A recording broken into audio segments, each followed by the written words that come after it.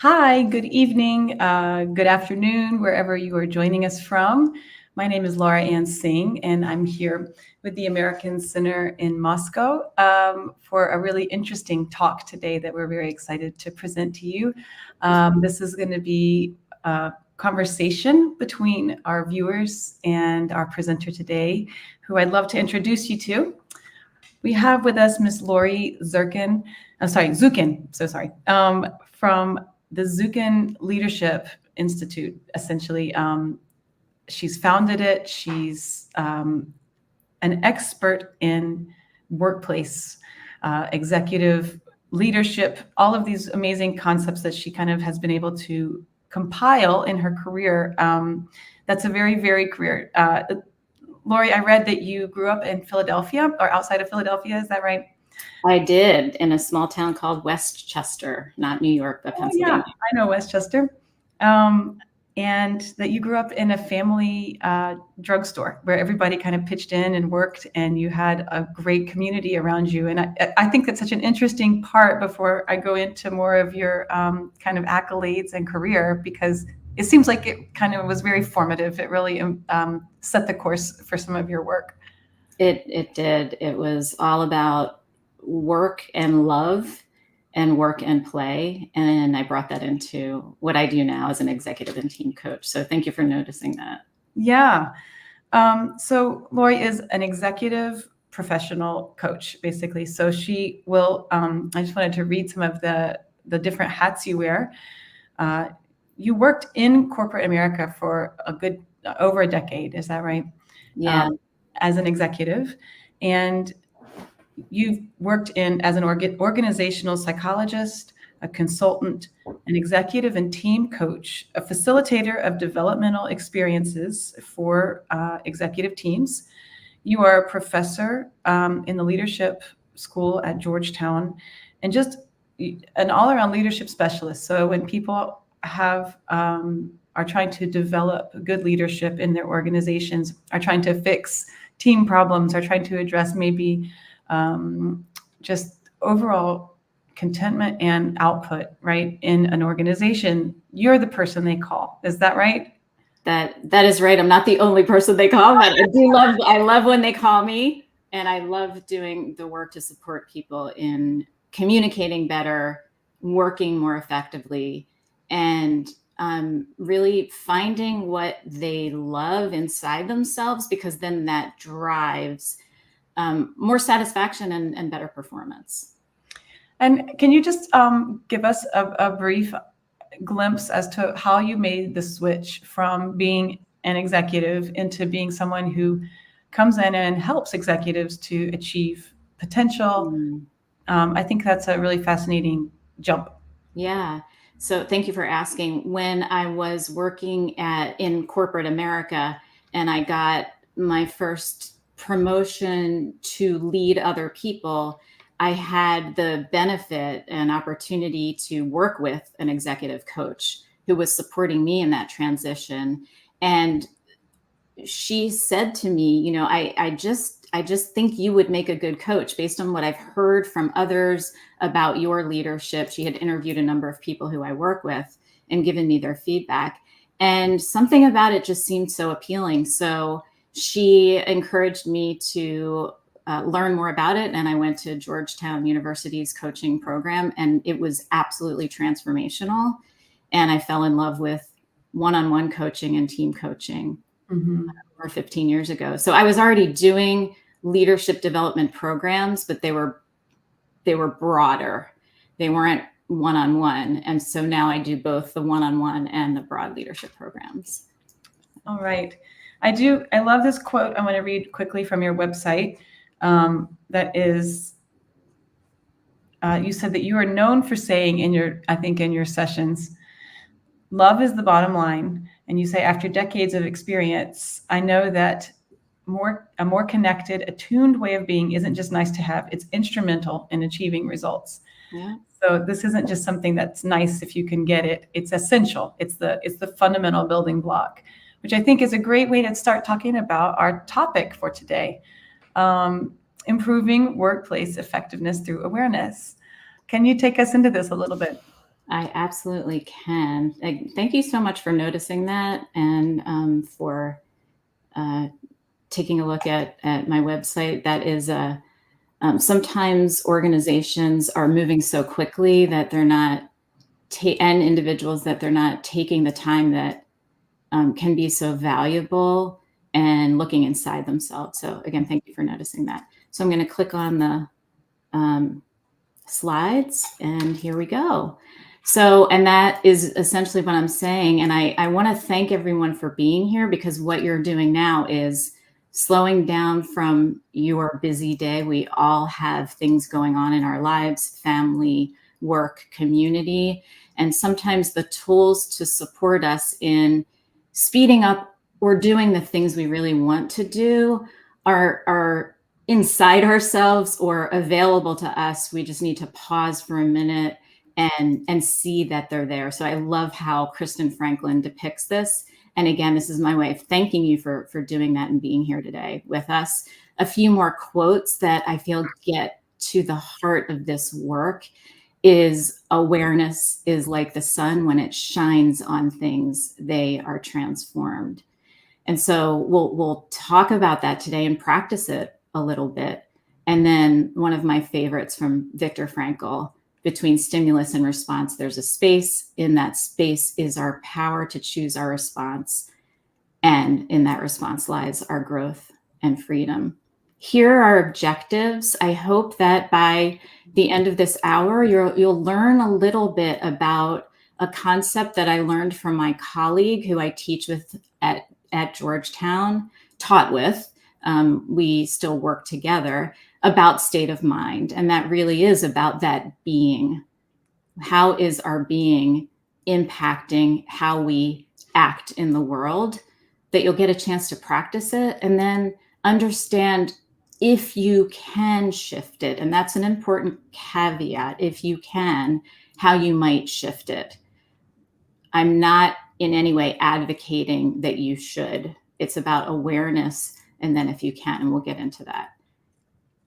I will ask for questions along the way, so please know that this isn't just a straight presentation and then Q&A at the end. I will pause periodically for questions, so keep those in mind, put them in the chat, etc.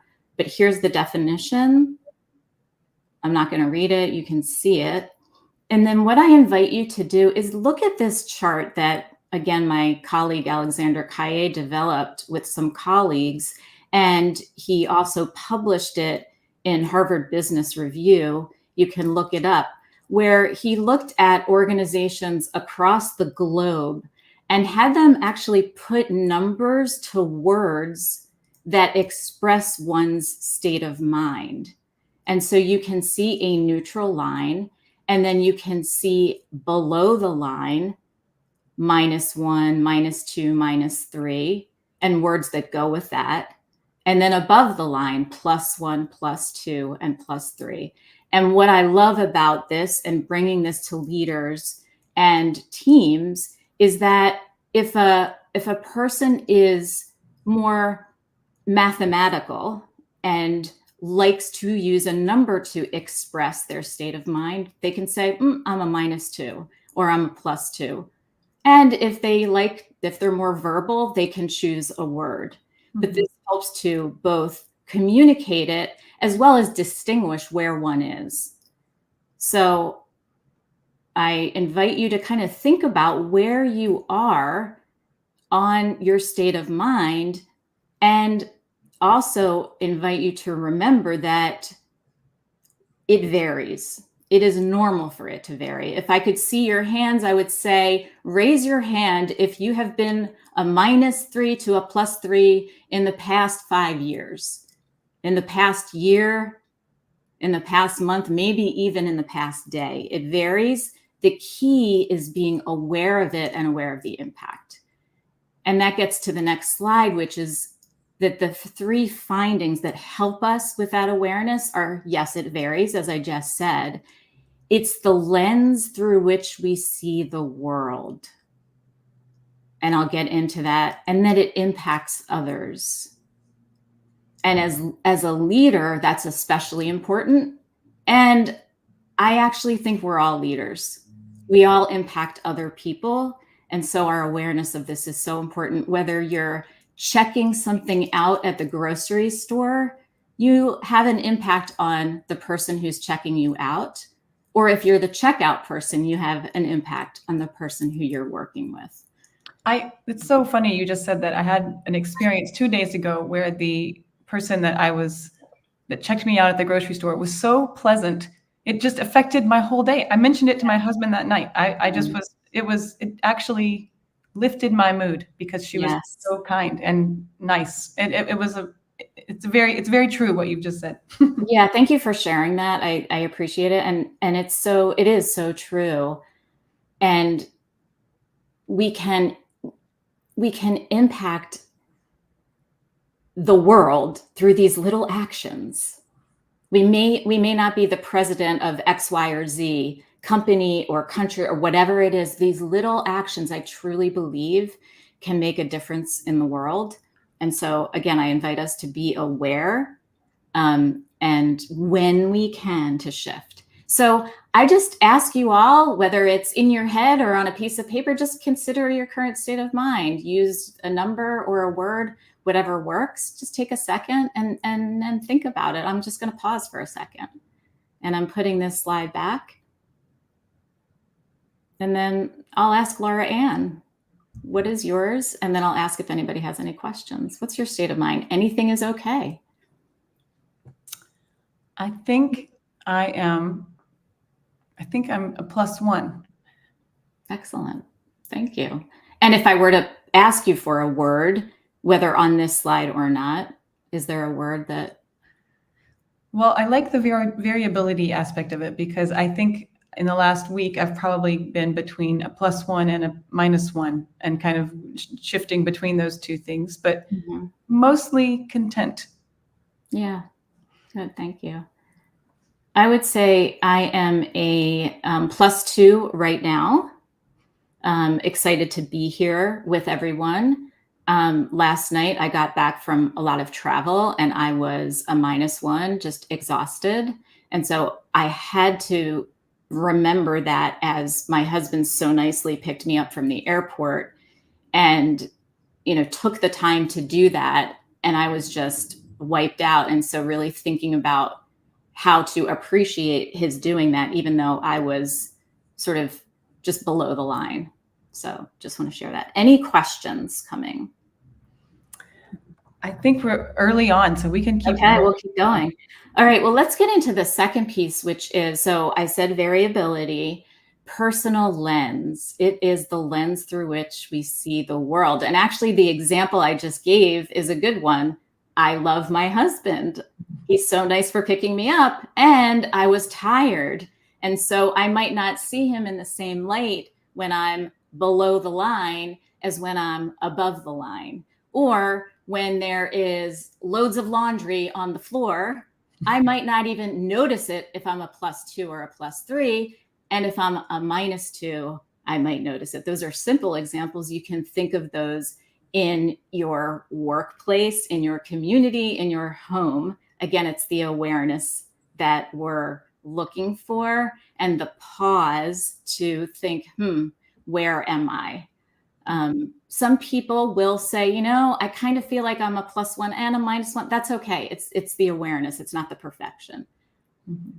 I want to play a little bit with the domains through which we see the world, the lens through which we see the world. These are just examples. There's a bunch of them here. And I chose decision-making because that happens in our lives a lot and in organizations, both in leaders and teams, and just play with how our lens on decision-making can impact the way we make decisions. Our lens on the world can impact the way we make decisions. So I'll start with the middle. Let's start with just being content, which is where you are, Laura. If you are making decisions, you are in I don't want to say good or bad, because it's not bad to be below the line, but you're in a solid place to make decisions, you're more likely to have patience. If you're in a team, there's likely to be more balanced participation, exploratory conversations, assuming that others on your team are around a +1, +2. Now, I will say as an individual, if I'm a +3 and I have to make a decision, it's not necessarily always best because I can overpromise. I can get excited. Oh, this opportunity, this, oh, but I'm going to buy this. I'm going to do this. I can overcommit, or as this says, have overambitious decisions. So my awareness of that is very important. And it's not bad, it's awareness. And then if you are below the line, what happens to decisions? In a team, there might not be a lot of engagement, might be snap decisions. Oh, we're just going to decide now. And then 3 weeks later, we realize that wasn't the best decision. Let's revisit it. It can frustrate the team, etc. Mm-hmm. So I think you've gotten the point from this example, but you can go back to these various domains in your life and think about how your state of mind impacts the lens through which you see those domains.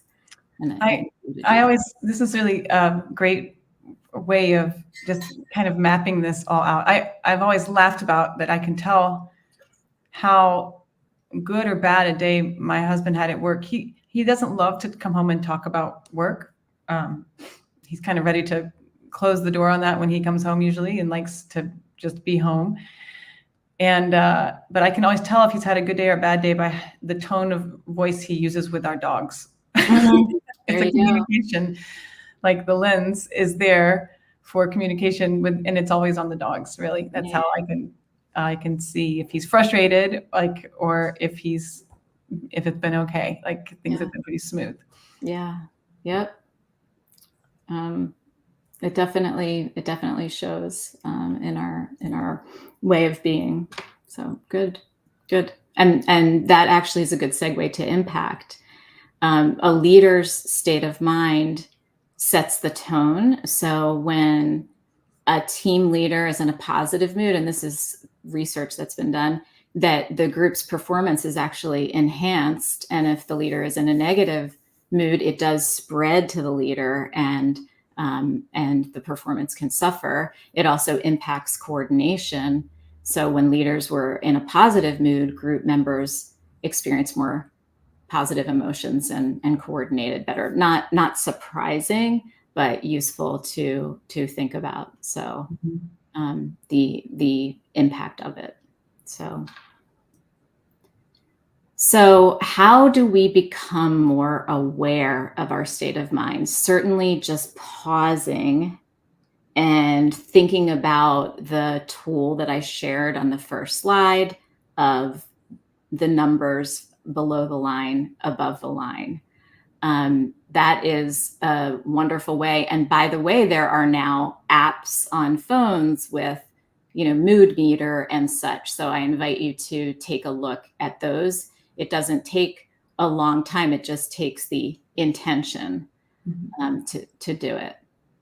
And then importantly, the question of how do you shift when you noticed that your state of mind could impact your ability to lead effectively. And Laura, maybe I'll ask you to think about this question is, as I say that second bullet, how do you shift? I'm curious what comes up for you, if anything. Yeah. So I'm a musician, I'm a vocalist. And so I've been thinking about this as it just pertains to my work, which is different than a corporate environment, but also not that different in some ways, right? Mm-hmm.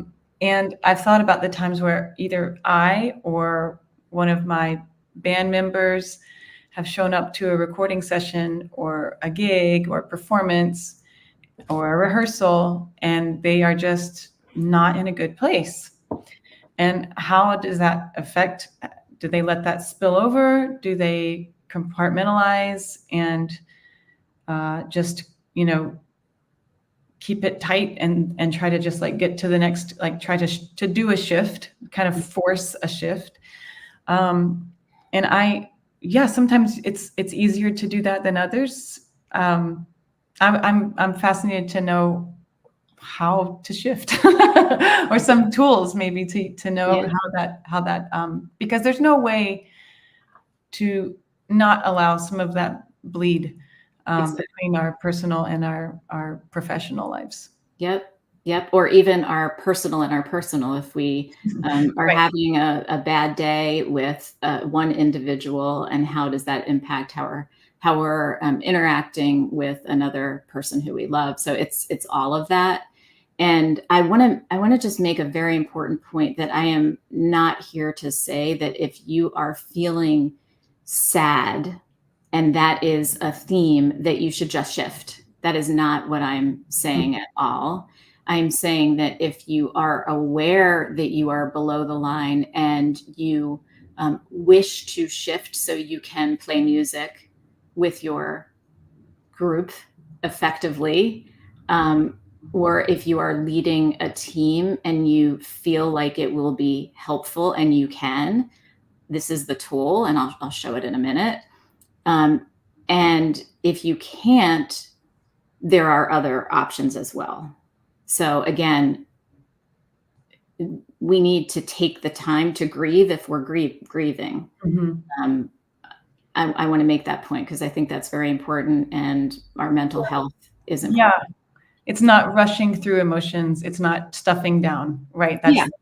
Yeah. And it might be for a half hour, I am going to shift and then I'm going to go back to whatever it is. It might be. I'm not being prescriptive about it. I'm sharing the tool in the context of you being in choice about how to use it. So I just want to say that important piece. And thank you for your example of how it affects the music. Okay, notice, shift, share is the tool I would like to share with all of you. Again, thanking my colleague, Alexander Kaye. So first, prior to engaging with others, or even while you're engaging, just pausing, like literally, and you can even do it while you're in a meeting. What I sometimes do is I call it find my feet. I will literally just put my feet on the ground and feel them. And that helps me to pause and notice how I am feeling. And if you're in a meeting, if you're playing music, if you're whatever it is you're doing, it's not disruptive. Right. Another thing I might do, you can see my fingers. Some people have done this, is just touch your fingers. That is a nice way to pause and notice, what is my state of mind right now? -1, -2, what is it? Just pausing. I've had some of my clients who they've gotten feedback that they're pretty reactive. So someone might say something and they start interrupting and they get their voices loud, and they've gotten feedback that it's not motivating to their team and that's not their intent. And so rather than just being reactive, they doodle. So something, someone says something, instead of responding, they doodle and notice, okay, I'm a -2. I'm doodling. I'm going to pause and I'm going to shift. I'm curious if you, Laura, or others have questions about the pause, or if you in the audience have other tools that you use. My guess is people have tools. There's no magic tool. It's based on what works for you. Yeah, there are things that we develop just as coping, right, mechanisms when we've realized maybe an outburst is not going to be effective, right, or useful, or appreciated. Yeah. Yeah, I think it's a really it's a very helpful Yeah. tool, because I think it's much better to be aware of it than to just immediately shift. Yeah. Because that's part of, I think, the big difference between maybe denial and just powering through an emotion and pretending like you don't feel it, and allowing yourself the grace to kind of acknowledge where you are, acknowledge that you need to be somewhere else for the moment, and that you can always come back to that, especially when you're talking about a negative. I like the idea of it even being on like the excessive side, though. If you're too animated, if you're too energetic for a group, that you can consciously maybe acknowledge that, appreciate that, and then rein it in a little. I think that's a fascinating counter to the idea of being lower. I think that's how most people probably just perceive it being more negative. But Yeah. everybody's been around people that are just too much. It's too Yeah. extra. It's kind of filling up the whole room with the Yeah. energy. There's no way to kind of enter in, Oh, I love how you brought that up. I was working with a team over the last few days, and one of the rules of engagement was take space and make space, meaning speak up. And also, if you're someone who tends to speak up a lot, make space for others. And sometimes when people are very energized and they're extroverts, they might forget to make space. So being aware of where they are, state of mind wise, can help them regulate that take and make space depending on their introversion and extroversion. Good. Another just story I'll share about noticing one's state of mind is when I did get my first promotion at my company that I was referring to before. I was very anxious about my first meeting, and I was literally like running to the meeting with my notebook and my pen and all excited and making sure I was going to be on time. And a colleague literally not physically, but he called me into his office and he said, "Zukin, you need to slow down. You are a leader now and people are watching you. And so if you're running to that meeting, they are going to think something is wrong. It's very likely they're going to interpret, or they're going to feel that nervousness. Yeah. They're going to feel that +3 or -3, however they interpret it. So just slow down." And so the walking more slowly helped me to slow down a little bit and regulate my state of mind and enter the meeting more calmly. So that was a very helpful tip that I got from that person. So back to the slide, noticing one's state of mind and then thinking about the impact. So if I'm running to the meeting, what's the impact going to be? Well, people might interpret that as something's wrong.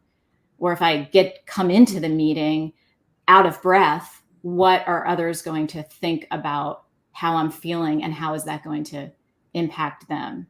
So various ways you can notice your state of mind. And then shift. If you think that the impact might not be helpful, then shift your state of mind using this method. Surprise, surprise. Breathing is part of it. Again, I know there are all kinds of tools out there about breathing. I'm just going to share this one. And I've gotten some feedback from colleagues that the idea of doodling or finding your feet works for them as well. So if breathing obviously we all have to breathe, but if you're tired of hearing that, then doodle. If you need to take some action, move something, fidgets in meetings, your pen, anything, do that to support you. I really like that, because sometimes I have made myself more anxious thinking about breathing. Yes. Yes. If I'm already feeling it. Yeah. It gets too much. And so something physical. I love the finding your feet thing, and even the walking into the meeting rather than running. That so much of our physical state is so deeply connected to our mental state. And so that slowing down one sometimes will just automatically trigger the other. Beautiful. Beautiful. And I'm guessing that as a musician, hearing some music may support the Oh yeah. the connection, the integration, the synergy of the heartbeat and the breathing and the brain. I mean, I noticed that as a listener, not as a player. So yeah. I think that a part of I don't want to derail here, no rabbit Yeah, trails, examples are good. but part of the challenge of performing is to be nervous and to get away from that so that what you put out doesn't sound nervous. Mm-hmm. So you have to find some stillness, something inside that is solid, that feels maybe just even shifting from nervousness to excitement. Yes. Sometimes in your mind can be the little tiny change you need so that what the impact of your sound is not, I'm nervous. I need to fill up this space. I need to do a good job. There's a serenity that you want to impart rather than or a confidence, maybe is a better word to say. Beautiful. And I love that. And that gets to the third part of this, which is the reframe. Is it nerves? Is it excitement? How to reframe what we're feeling. So here are the 3 steps. Not terribly complicated. Pause, breathe, reframe. So pause. Just be. It can literally be a half of a second. It can be in a busy meeting where you're pausing yourself, you're doodling, you're doing whatever, you're finding your feet. It's not something that is a 5-minute thing. Mm-hmm. Though it can be, and I invite all of you to take 5 minutes every day. 5. 4 would be acceptable too, if you don't already. I love the exercise of simply breathing in and counting to 5, breathing out and counting to 5, and doing that for 5 minutes. If you do that every day, it is easier to notice when you're below the line and then to shift. It's like the playing piano. You're practicing so that when you play, you're ready. So pausing. Again, the pause can be, it doesn't have to be noticeable to others. It can be, but it doesn't have to be. And then the breathing. And as you inhale, you accelerate your heart rate. As you exhale, you slow it down. And that brings coherence to your heart rate, which means that your heart and your breathing and your mind are more aligned.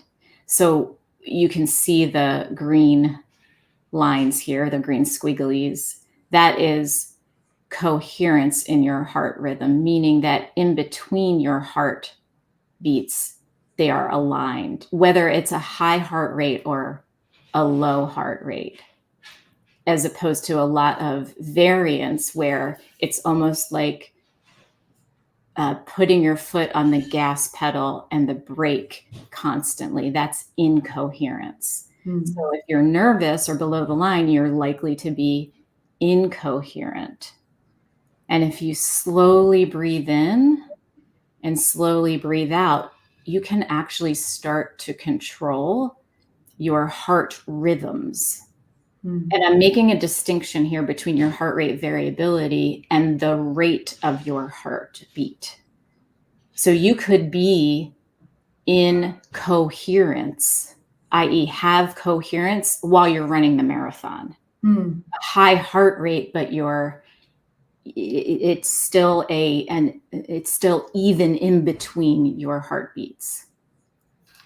And I think there's some questions. So Laura, I'll ask you if you want me to get to this. I'd love to go ahead and go to the third step, and then we'll come back and grab these questions because I think this is so helpful. Great. Okay. So after doing that breathing, so again, I said you don't have to like go right to the breathing. And if you're doodling, if you're playing with a fidget, you do have to breathe. So now I'm breathing, I'm playing with the fidget. I can just slow it down. I can slow down my breathing.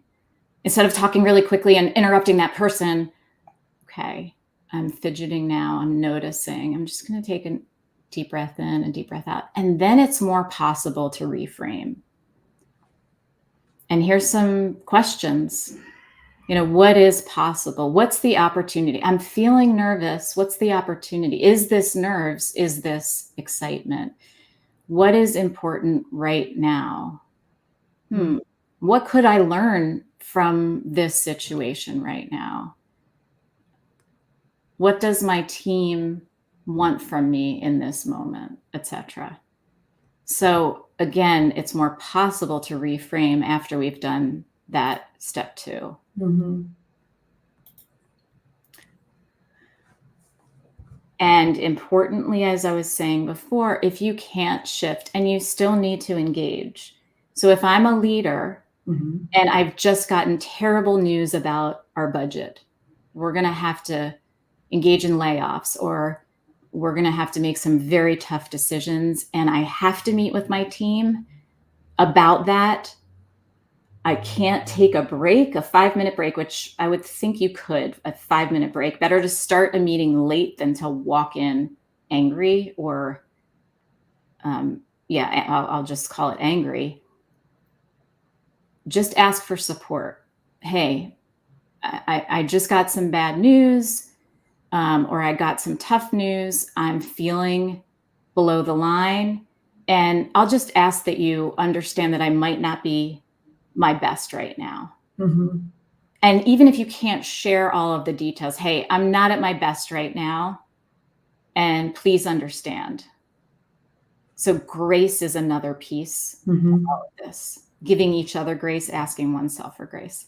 And I want to get to the questions, if it's okay, Laura. So the first question is for people who are leaders already. So you have a team under you, or you are the one people are looking to really to set the course for the energy, for the mood of a whole group of people.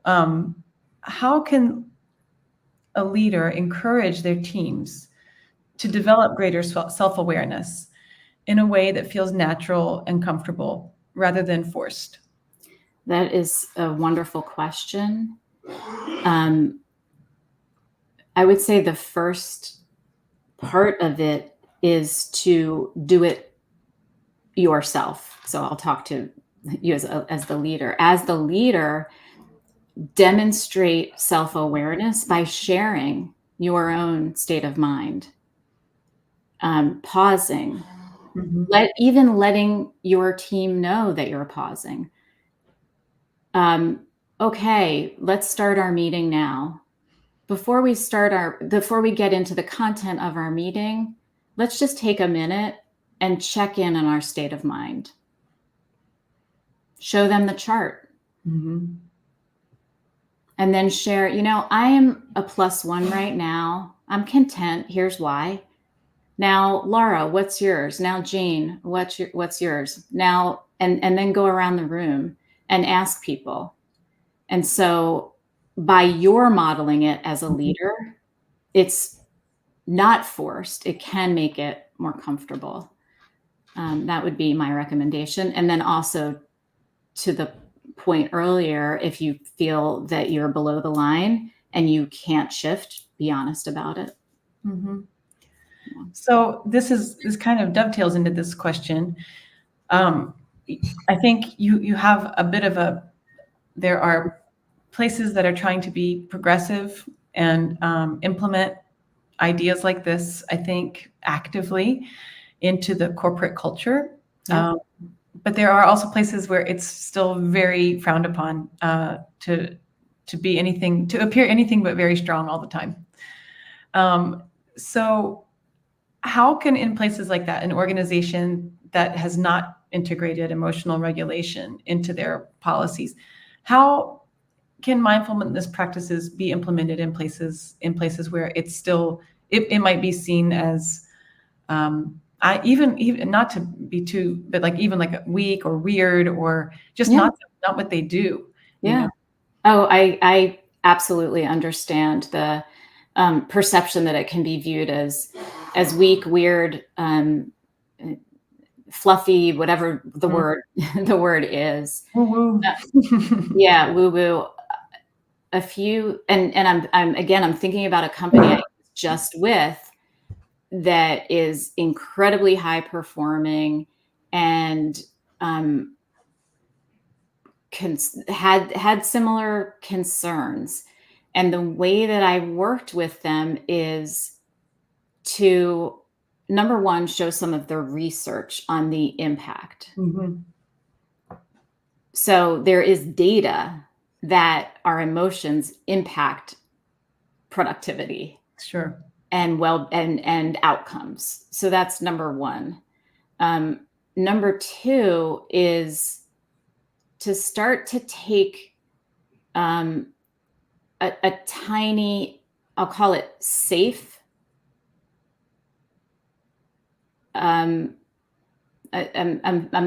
having trouble finding the word, not risk, because I don't want anyone to get fired, but a safe action. And it might be in the form of a question to ask people how they're doing. And you might even use those words, not how are you feeling? How are you doing? And how is that impacting your work? So having them see how their state of mind is impacting the bottom line or the outcome.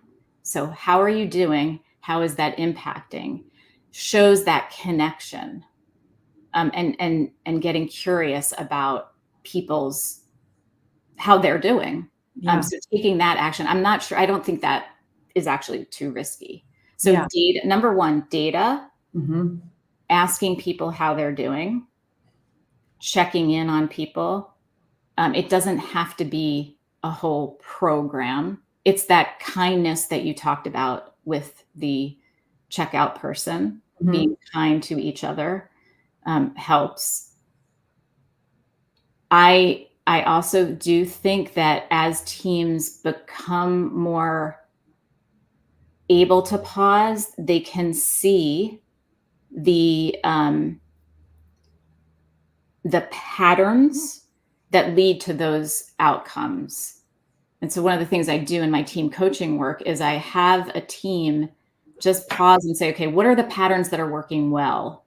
You know, we get work done quickly, we do this, we do that, and then what are the outcomes? And some of those work really well and some don't. And a lot of times when they're looking at their patterns, they notice that mood and communication are negatively impacting outcomes.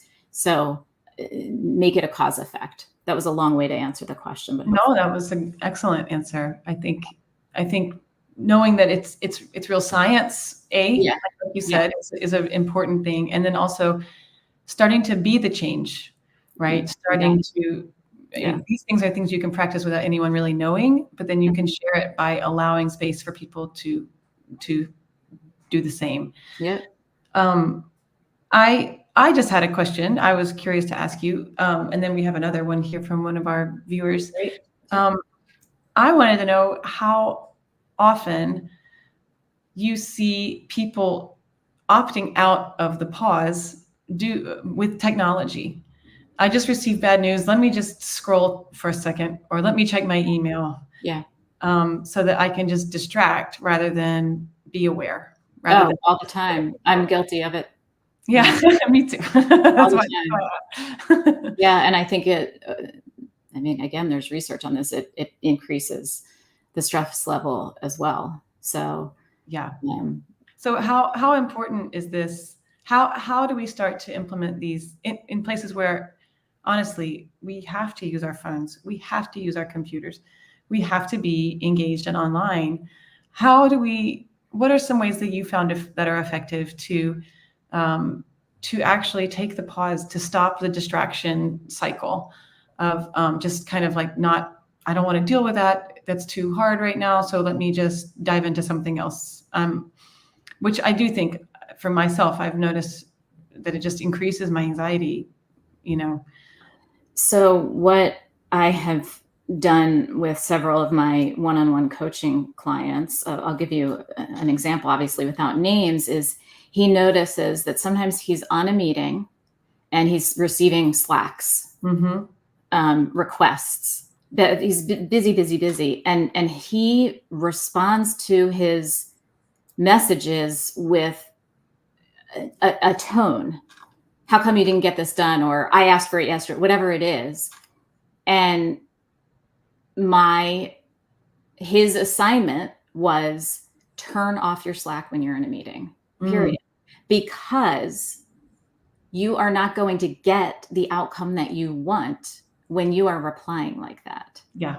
And he knows that. He knows it in his head. He just needs to train his body to not do it. Everything feels so urgent, and it's really reminding ourselves that it's usually not, right? Yeah. I mean, it's another part of this is asking what is truly urgent and what is important. Right. The distinction there. What is important in our lives and what is urgent? Is it truly going to fall apart if I don't respond in the next minute? Right. Probably not. And so practices like that, turn off your Slack while you're in a meeting so you can fully connect with the other person and engage. And if the conversation starts to get uncomfortable, instead of going to Slack or email, it's off. Now find your feet. Laura just asked me a really tough question, or I want to, my automatic thing is to go to my email, notice it, pause, come back. It takes practice. It takes reps, just like anything. So yeah.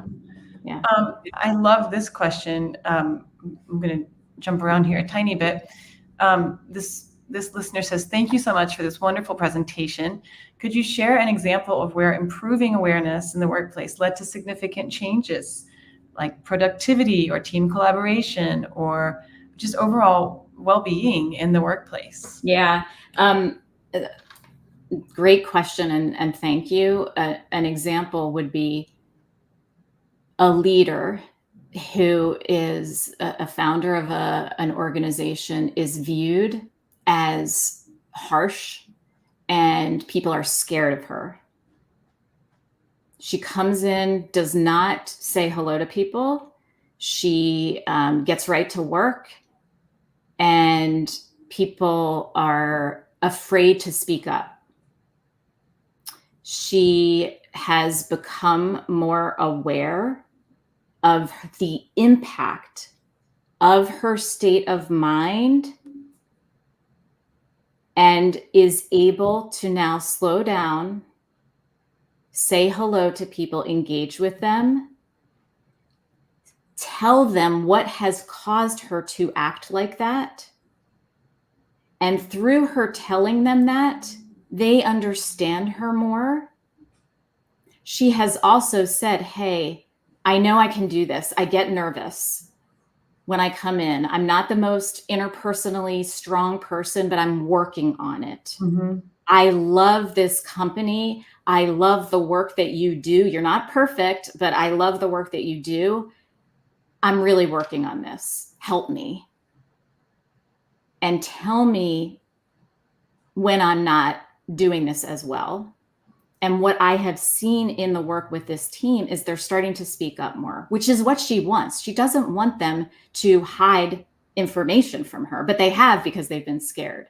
So she's become more aware of her behavior, her state of mind, the impact on others. She's shared it with them that she's working on it, and they are now more open with her. It did not happen overnight at all. I mean, this is several months of practice and awareness. So that would be an example. That's an amazing example. I think so. It takes a bit of humility. It sounds like also on everyone's part really to engage in these practices, which can only lead to more empathy and understanding and really collaboration, I imagine. Yeah, and I'll add to it that it's not just the focus on a state of mind exercise. When I work with teams, I'll share a tool and have them practice it and then get to work and practice the work session using the new tool. So they can see a success in productivity while using the new tool. So it's not, again, just viewed as a touchy-feely session. It's touchy-feely, if you want to call it that, for a purpose that's going to impact productivity. Right. Yeah. Yeah, I think when you can convince anyone it's about the bottom line, then they're going to pay attention, and it really is. It's not just fluff. It's like, this is actually, like you said, this is science. This is proven. Yeah. How does improving individual awareness impact team dynamics? So this is maybe more in the team level and not maybe the leadership level, or just organizational performance. Do you have any anecdotes about teams you've worked with where the team started to really do this? Maybe not top down, but in the midst of the people really working together. Yeah, so I did a number of exercises. Again, recently, I'm coming off of an offsite, so a lot of these examples are just fresh, literally fresh in my mind, where people shared their lens on their own leadership strengths and areas of development. And each team member shared that, and it helped them to realize how they all have stuff they're working on. Many of them have similarities in the things that they're working on. And by doing that, again, just like the other example, there was this connection that was created.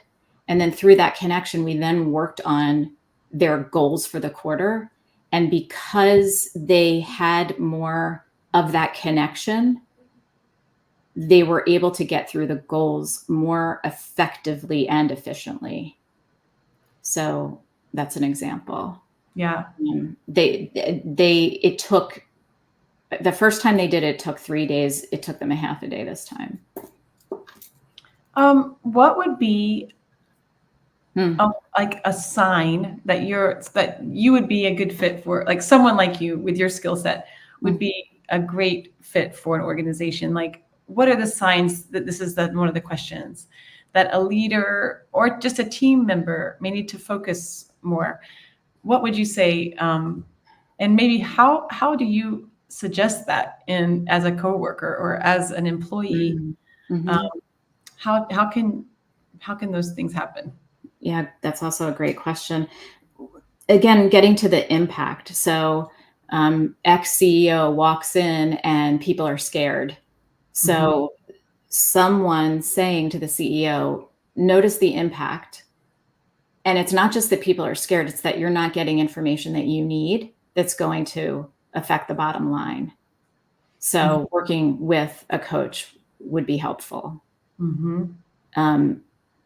Or the team is not communicating effectively.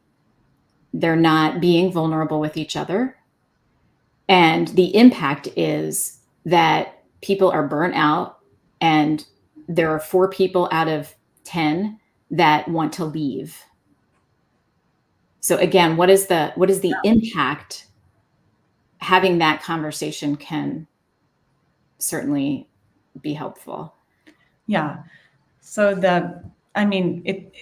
it's pretty obvious, I think, right? When things are not working well, right? So I think when it's tense and everybody's walking on eggshells, when there's one person that's a little bit of an energy vampire, those kind of situations, I think, which are really common and normal. That's the other thing. It doesn't need to be some great stigma or problem. This is just humans figuring out how to work with humans. I'm so glad you said that, because normalizing it as, look, as humans, we tend to go below the line.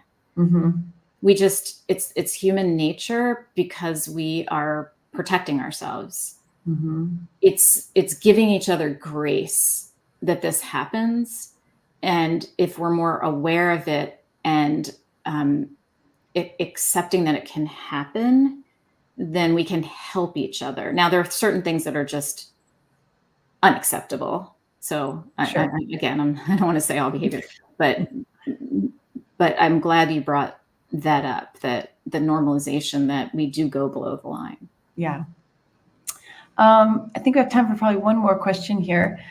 What are this has been such a great talk, by the way. This is so enlightening and it's really helpful. I feel like these are practices, whether or not you work in corporate settings.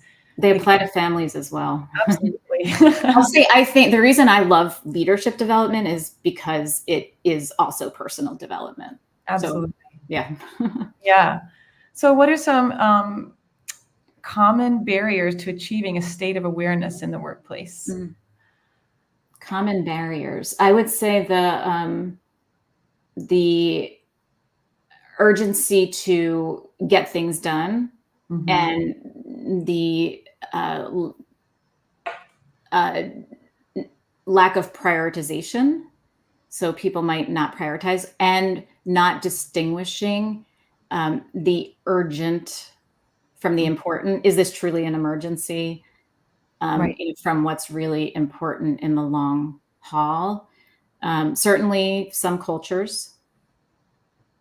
Yeah.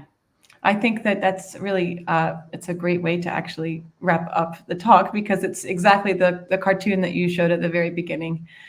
It's trying to pull the heavy load and someone offers wheels and you say, I don't have time. Exactly. And I believe we all have the ability to do some slowing down to speed up. If speeding up is what we want, but slowing down to help ourselves and help others. So thank you for the opportunity. Thank you for sharing so much of your wisdom with us today. I know that everyone who's listened will walk away with lots to chew on and hopefully some pauses in their days, hopefully feeling their feet or their fingers before they respond to difficult things. And I just wanted to let people know where they could find you. The Zukin Leadership is that's your website. It is, yes. And we thank you so much for your time today, Lori. And from the American Center here, we're grateful for the content. So thank you so much. My pleasure.